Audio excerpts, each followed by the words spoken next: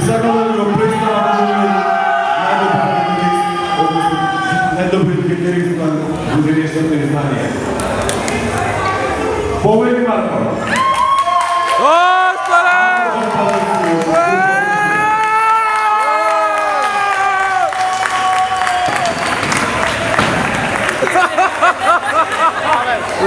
Occhi di chitarra insulti.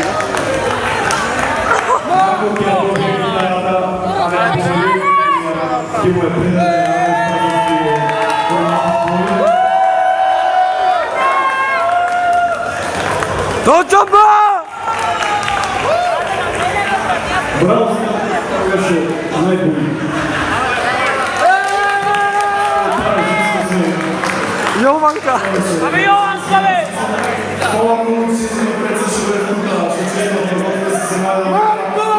Non c'è pas!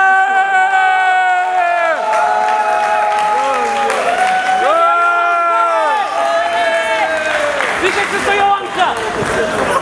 Wiecie, co to